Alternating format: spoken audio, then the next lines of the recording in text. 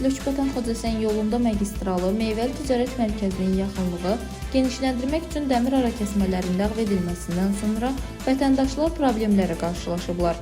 Onlar iddia edirlər ki, torpağa bərk edilən dəmir sütunların üzəri asfaltla qapadılmayıb. Bu səbəbdən avtomobillərin təkərləri zədələnir. Bölgə TV xəbər verir ki, qurumun mətbuat katibi Anar Nəcəfli Oxazın sorğusuna cavab olaraq bildirdi ki, Azərbaycan Avtomobil Yollarının Dövlət Agentliyinin əməkdaşları əraziyə cəlb olunacaqlar. Hər bir halda şikayət varsa, aidiyyatı üzrə məlumat veriləcək və əməkdaşlarımız əraziyə baxış keçirəcəklər.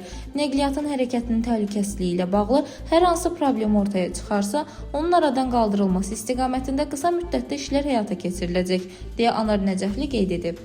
Dilbər Vüqarqızı, Bölgə TV. Bu dəmirləri kəsiblər, potensial qəza mənbəyidir.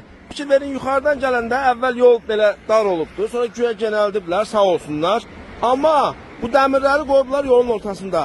Bunun hamısı təkəri partladır. Bildiyiniz, bax burada kəsintidir. Yəni qardaş, bunu düzəldirsən, Allah razı olsun. Bunu bir dənə bunun kökündən çıxar. Gələn maşından, çünki burada yol enlilənir. Bax, avtomatik maşınlar görürsünüz, keçir sağa. Amma bu dəmirin üstü bütün təkərləri partladır, kəsir, qəza yaradır.